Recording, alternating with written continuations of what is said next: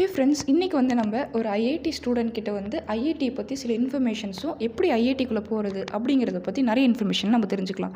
இங்கே வந்து தேஜஸ் அப்படிங்கிற ஒரு அண்ணா இருக்காங்க. இவங்ககிட்ட வந்து நம்ம நிறைய இன்ஃபர்மேஷன் தெரிஞ்சுக்கலாம். அண்ணா, அவங்களை இன்ட்ரடியூஸ் பண்ணிக்கோங்க.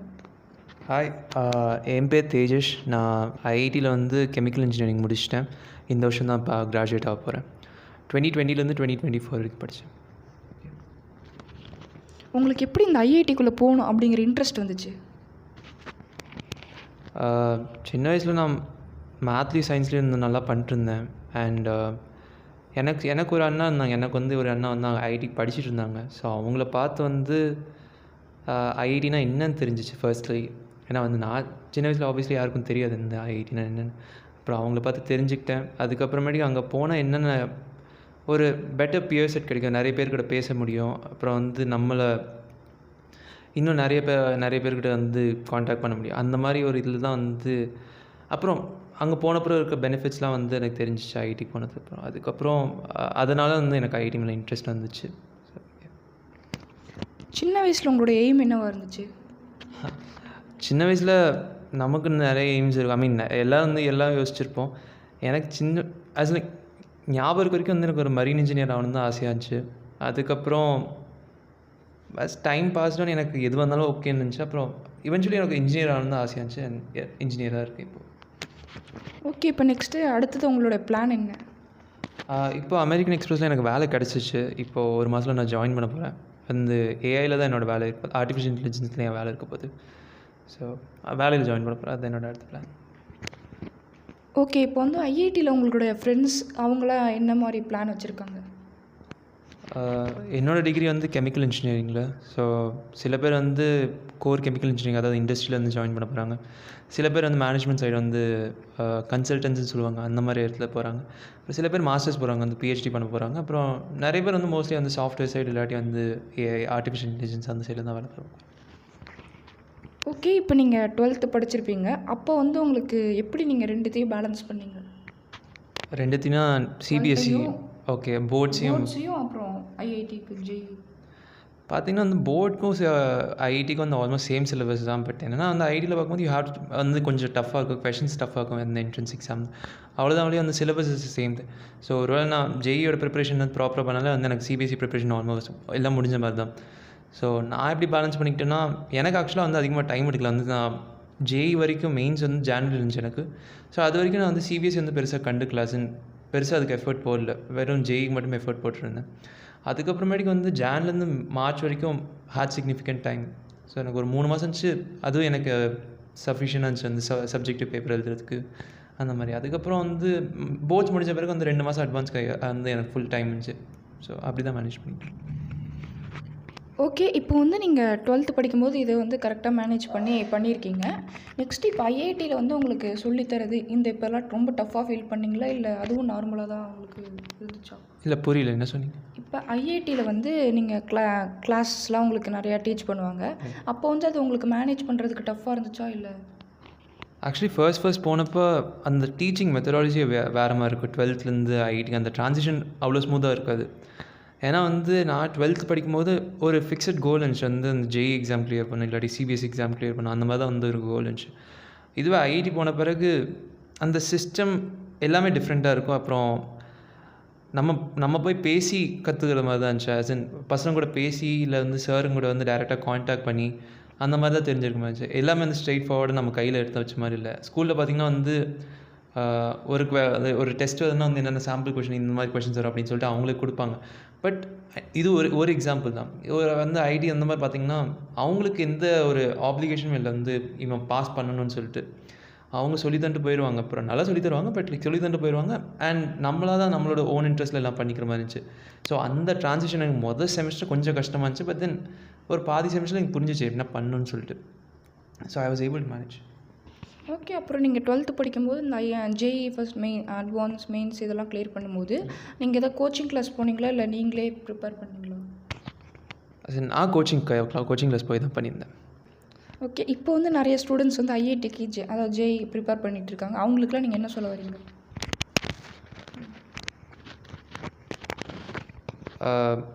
சொல்லுவது என்னென்னா வந்து ப்ராக்டிஸ் நிறைய பண்ணோம். வந்து இது ஒரு டஃப்பான எக்ஸாமினேஷன் தான். பட் என்னால் பண்ண முடியும்னா யாராலும் பண்ண முடியும். ஒரு செல்ஃப் மோட்டிவேஷன் இருந்துகிட்டே இருக்கணும். நம்மளே மோட்டிவேட் பண்ணிகிட்டே இருக்கணும். சில டைம் வந்து நல்லா வர மாதிரி இருக்கும், சில டைம் வராத மாதிரி இருக்கும். It's long process. வந்து ஒரு வருஷம் கண்டிப்பாக அந்த எஃபோர்ட் போட்டு தான். இந்த எக்ஸாம் வந்து ஒரு சாதாரண எக்ஸாம் இல்லை. அப்புறம் நம்மள மாதிரி ஒரு 10 லட்சம் பேர் இதே எக்ஸாம் தான் எய்ம் பண்ணி எழுதிட்டு இருக்காங்க. அவங்களோட சீரியஸாக ப்ரிப்பேர் பண்ணி தான் எழுதிட்டு இருக்காங்க. அப்புறம் ஸோ அதனால் வந்து நம்மளை வந்து மோட்டிவேட் பண்ணிட்டு ஒரு கன்சிஸ்டண்ட்டாக எஃபோர்ட் போட்டுட்டே இருக்கணும். வந்து கண்டினியூஸாக எஃபோர்ட் போட்டுகிட்டே இருக்கணும். சில டைம் வந்து ரொம்ப கஷ்டமாக இருக்கும்போது விட்டுலாமா அப்படின்னு தோணும். பட் அந்த டைமில் நான் என்ன எப்படி மோட்டிவேட் பண்ணால் இவ்வளோ தூரம் வந்துட்டு திடீர்னு இது கொடுத்தேன் அந்த மாதிரி என்ன நானே மோட்டிவேட் பண்ணி பண்ண முடிஞ்சிச்சு. அப்புறம் இம்பார்ட்டன்ட் விஷயம் என்னென்னா, நான் நிறைய ப்ராக்டிஸ் பண்ணேன். வந்து டெஸ்ட் நான் நிறைய எழுதினேன். அந்த ஜேஇ கொஷின் பேப்பர் வந்து இன்டர்நெட்டில் நிறைய கிடைக்கும். நான் நிறைய டெஸ்ட்லேருந்து ப்ராக்டிஸ் பண்ணி எழுதினேன். அப்புறம் அந்த டைம்லேருந்து சால்வ் பண்ணது அதெல்லாம் வந்து ப்ராக்டிஸ் பண்ணியிருந்தேன். நான் வந்து ஒரு விஷயம் பண்ணால் மோஸ்ட்லி என் ஃப்ரெண்ட்ஸ் பண்ணல. பட் எனக்கு அது ரொம்ப ஹெல்ப்ஃபுல்லாக இருந்துச்சு. அவங்க சொன்னாங்க அதை பண்ணியிருக்கணும்னு சொல்லிட்டு எக்ஸாம் முடிஞ்ச பிறகு. என்னென்னா வந்து இந்த கொஷின்ஸ் வந்து ரிப்பீட் ஆகிறதுக்கு வந்து சான்சஸ். ரிப்பீட் ஆகுதுன்னா வந்து நம்ம பண்ண ஒரு தப்பு எக்ஸாமில் தப்பு பண்ணோன்னா அது திருப்பி பண்ணக்கூடாது. அதுதான் நான் மெயினாக வந்து ஒரு இது வச்சுருந்தேன்.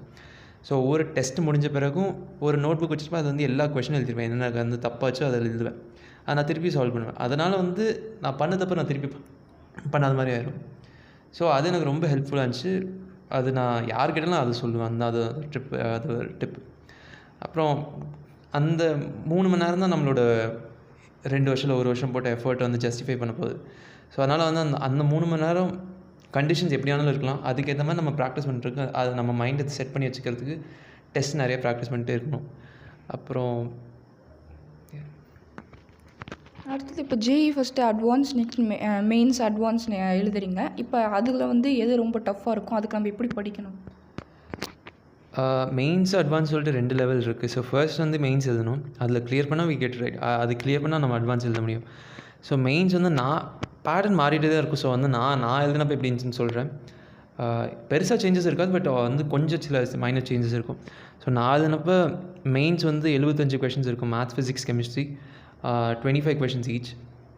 ஸோ டிஃபிகல்ட்டி பார்த்திங்கன்னா வந்து சிபிஎஸ்சியோட கொஞ்சம் அதிகமாக இருக்கும். ஒரு சிபிஎஸ்சி ஒரு 1 இருந்துச்சுன்னா இது ஒரு 1.5 இல்லை 1.75 அந்த ரேஞ்சில் வந்து டஃப்னஸ் இருக்கும். அண்ட் மேத் வந்து சப்ஜெக்டிவ் சொல்லிடுறேன் to be more specific. Math வந்து கொஞ்சம் டிஃபிகல்ட்டாக இருக்கும். லைக் எனக்கு வந்து என்னோட வந்து ஈஸியான எனக்கு வந்து ஃபேவரட்டான சப்ஜெக்ட் மேத் தான். என்னோட ஸ்கோரிங் சப்ஜெக்ட் மேத் தான். ஸோ அதனால் என்னால் வந்து மேனேஜ் பண்ணுவேன். ஸோ சில பேர் வந்து சிபிஎஸ்சிலேருந்து டேரெக்டாக வந்து ஜேஇ மெயின்ஸ் போகும்போது கொஞ்சம் கஷ்டப்படுவாங்க. பட் சால்வ் பண்ண முடியும் தான். அண்ட் இதில் மெயின்ஸில் மெயின் ஆஸ்பெக்ட் என்னென்னா வந்து டைமில் வந்து சால்வ் பண்ணுறது தான். ஏன்னா வந்து 75 கொஷின்ஸ் வந்து 3 மணி நேரத்தில் முடிக்கணும். அண்ட் லைக் அந்த 25 கொஷினில் எல்லாமே அட்டன் பண்ணணும்னு பார்க்கக்கூடாது. வந்து எஃபிஷியண்டாக டைம் அலோகேட் பண்ணணும். வந்து இந்த கொஷின் முடிக்கலன்னா அடுத்த கொஷின் போகணும், அந்த மாதிரி பார்க்கணும். ஃபிசிக்ஸ் வந்து கொஞ்சம் டிஃபிகல்ட்டாகவே இருக்கும். வந்து தியரிட்டிக்கலாகவும் கேட்பாங்க, அந்த ப்ராப்ளம் பேஸ்டாகவும் கேட்பாங்க. அண்ட் மோஸ்ட் ஆஃப் டைம் வந்து கொஷின் பேட்டர்ன், அந்த கொஷினோட டைப் வந்து சிமிலராக தான் இருக்கும். அவங்க வந்து புதுசாலாம் ஒன்று கேட்க போதில்லை. ஆல்ரெடி கேட்ட வச்ச கொஷின்ஸ் இல்லாட்டி வந்து அதோட எக்ஸ்ட்ராபுலேஷன் ஒரு ஆல்மோஸ்ட் ஒரு கொஷின் பேங்க்லேருந்து கேட்குற மாதிரி தான் இருக்கும். பட் சிமிலர் கொஷின்ஸ் இருக்கும், not the same questions of course. Chemistry வந்து என்சிஆர்டி டெக்ஸ்ட் புக்கில் தான் கொஷின்ஸ் இருக்கும் மோஸ்ட்லி. வேறு ஃபிசிக்கல் கெமிஸ்ட்ரி மட்டும் கொஞ்சம் அப்பப்போ டிஃப்ரெண்ட்டாக வர சான்சஸ் இருக்குது. பட் ஆர்கானிக்லாம் மோஸ்ட்லி டெக்ஸ்ட் புக்லேருந்து ஸ்ட்ரைட்டாக வரும். ஸோ கெமிஸ்ட்ரிக்கு பார்த்தீங்கன்னா என்சிஆர்டி டெக்ஸ்ட் புக் படித்தாலே போதும், வந்து வில் பி சார்ட்டட். அப்புறம் கொஷின்ஸ் ப்ராக்டிஸ் பண்ணணும், டெஸ்ட் ப்ராக்டிஸ் பண்ணால் சரி. அப்புறம் மேத், ஃபிசிக்ஸ் வந்து நம்ம என்சிஆர்டி டெக்ஸ்ட் புக் இல்லாமல் வந்து சில அதிகமாக கூட பண்ண வந்து நான் வந்து சிங்கேஜ்னு சொல்லிட்டு டெக்ஸ்ட் புக் ஃபாலோ பண்ணியிருந்தேன் ஜேஇக்காக. ஸோ அதில் வந்து எல்லா சார்ட்ஸ் ஆஃப் ப்ராப்ளம்ஸ் வந்துச்சு. மெயின்ஸ் கொஞ்சம் அட்வான்ஸ் வந்துச்சு. மெயின்ஸ் பார்த்திங்கன்னா வந்து அந்த டைமில் கரெக்டாக சால்வ் பண்ணுறது இருக்கணும். டைம் அலோகேஷன் கரெக்டாக இருக்கணும். ரொம்ப கான்செப்டுவலாக டீப்பாலாம் போக மாட்டாங்க. ரொம்ப மேலோட்டமாக உங்களுக்கு அந்த கான்செப்ட் தெரியுமா செக் பண்ண மாதிரி தான் இருக்கும் மெயின்ஸில் பார்த்தீங்கன்னா. அண்ட் அட்வான்ஸ் மெயின்ஸ் வந்து முடிஞ்ச பிறகு இஃப் யூ மெயின்ஸ் கிளியர் பண்ணிங்கன்னா அட்வான்ஸ் வந்துடும். அண்ட் அட்வான்ஸில் பார்த்திங்கன்னா உங்களோட ப்ரிப்பரேஷன் ஸ்ட்ராட்டஜி ரொம்ப டிஃப்ரெண்ட்டாக இருக்கும். திங்ஸ் அட்வான்ஸில் வந்து உங்களுக்கு எவ்வளோ தெரியும்னு பார்க்க மாட்டான். அது உங்களுக்கு மேலோட்டமாக தெரியுதுன்னு தான் கண்டுக்க மாட்டான். உங்களுக்கு எவ்வளோ டீப்பாக தெரியுதுன்னு பார்ப்போம். வந்து அந்த மேத் மேத் எடுத்துக்கிட்டீங்க ஃபார் எக்ஸாம்பிள், ஒரு எனக்கு டாபிக்ஸ் ஞாபகம் இட்ஸ் பின் 4 years. லைக் எவ்வளோ டீப்பாக உங்களுக்கு அண்டர்ஸ்டாண்டிங் இருக்குன்னு பார்ப்பேன். இந்த கொஷினை வந்து இன்னும் நான் எக்ஸ்டெண்ட் பண்ணுறேன், அந்த மாதிரி எக்ஸ்டெண்ட் பண்ணுறேன், இந்த மாதிரி எக்ஸ்டெண்ட் பண்ணி 2-3 டாபிக் கனெக்ட் பண்ணி. ஆனால் கொஷின்ஸ் கம்மியாக தான் இருக்கும். நம்பர் ஆஃப் கொஷின்ஸ் கம்மியாக தான் இருக்கும்.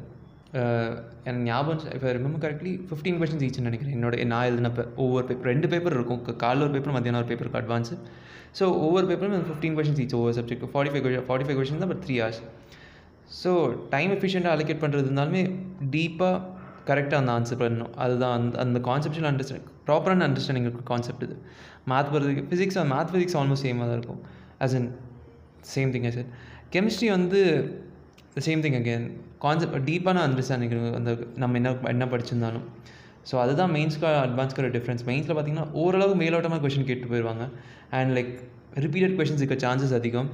பட் அட்வான்ஸில் பார்த்தீங்கன்னா வந்து ஐஐடிஸே வந்து கொஷின் பேப்பர் செட் பண்ணுவாங்க. அதுக்குன்னு தனியான ஆர்கனைசேஷன் இருக்குது ஐஐடியில் எங்கள் காலேஜ்லேயே. அண்ட் அவங்க வந்து செட் பண்ணுவாங்க பேப்பர். ஸோ பேப்பர் வந்து எவ்வளோ நம்ம அந்த கான்செப்டை புரிஞ்சிருக்கோன்னு பார்ப்பாங்க. அந்த ஐடியில் நான் அந்த ஸ்கூலுக்கு வந்து ஐடிக்கு ஒரு மேஜர் டிஃப்ரென்ஸ் சொல்ல வந்து என்னென்னா, இங்கே ஸ்கூலில் வந்து நான் ஸ்கூலில் எப்படி இருந்துச்சு தெரியல, பட் ஐடியில் வந்து நான் எவ்வளோ டீப்பாக புரிஞ்சுக்கிறேன்றதை வந்து என்னோட எவாலுவேட் பண்ணிட்டு இருந்தாங்க. என்னோட இந்த டெஸ்ட்டில் இருந்துட்டோம் எந்த ப்ரொஃபஸராக இருந்தாலும் நீ எவ்வளோ படிக்கணும்னு முக்கியம், உனக்கு தெரிஞ்ச அளவுக்கு நீ ப்ராப்பராக படிச்சிருக்கியா அதை தான் நான் பார்ப்பேன். நீ எவ்வளோ டீப்பாக அதில் போகிற, ஒரு ஃபீல்டில் எவ்வளோ நேரம் இருக்குது, எவ்வளோ டீப்பாக போக முடியும்னால. ஸோ மெயின் விஷயம் அதுதான் அட்வான்ஸ்க்கு. ஓகே, இப்போ ஏதாவது நீங்கள் புதுசாக ஏதாவது டிப்ஸ் சொல்ல விரும்புகிறீங்களா இப்போ எழுதுகிறவங்களுக்கு? டிப்ஸ்னால் ஏற்கனவே சொன்னதான். இப்போது எக்ஸாம் அட்வான்ஸ் இல்லைல்ல இப்போது? எப்போ வருது டேட்டு? ஓகே, இந்த மாதம். ஓகே. ஸோ இப்போது புதுசாக வந்து மெயின் விஷயம் வந்து எனக்கு எக்ஸாம் முன்னாடி வந்து சொன்னாங்க. மெயின் விஷயம் எங்கள் டீச்சர்ஸ் எனக்கு மெயினாக சொன்ன விஷயம்னா, இப்போது எக்ஸாமுக்கு ஆல்மோஸ்ட் ஒரு வாரம் 2 வாரம் தான் இருக்க மாதிரி இருக்குது. ஸோ இப்போ இந்த டைமில் வந்து பெருசாக வந்து எதுவும் படிக்க வேணாம், லைக் புதுசாக எதுவும் படிக்க வேண்டாம். ஒரு மாதம் இருக்குன்னா அப்போ புது கான்செப்ட் படிக்காமல் வந்து தெரிஞ்சது மட்டுமே திருப்பி படிக்கணும். ஏன்னா 11th and 12th ரெண்டுமே இருக்குது. அப்புறம் பெரிய சிலபஸ். ஸோ தெரிஞ்சது வந்து ப்ராப்பராக தெரிஞ்சுட்டு போகணும் அந்த அட்வான்ஸ் பொறுத்த வரைக்கும் மெயினாக. அண்டு டெஸ்ட் நிறைய எழுதுங்க ப்ராக்டிஸ் பண்ணுறதுக்கு. ஸோ நான் சொன்ன மாதிரி வந்து தப்பு பண்ண கொஷின் வந்து திருப்பி வந்து நீங்கள் சால்வ் பண்ணி பாருங்கள். அண்ட் நிறைய கொஷின் வந்து ரிப்பீட் ஆக சான்ஸ் இருக்குது. அட்லீஸ்ட் பேட்டர்ன்ஸ் ரிப்பீட் ஆக சான்சஸ் நிறைய இருக்குது. ஸோ அதனால் வந்து தெரிஞ்ச கொஷினை நம்ம தப்பு பண்ணிட்டு வந்துடக்கூடாது. அந்த மாதிரி பார்த்துக்கணும்.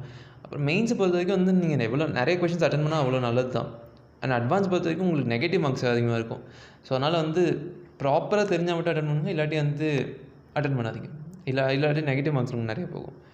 ஸோ அது ஓகே, இவ்வளோ நேரம் நமக்கு டைம் ஸ்பெண்ட் பண்ணதுக்கு ரொம்ப thanks. Okay, thank you for the interview. Okay friends, இதில் நிறைய இன்ஃபர்மேஷன் கிடச்சிருக்குன்னு நினைக்கிறேன். நம்ம அடுத்து சந்திப்போம். பை.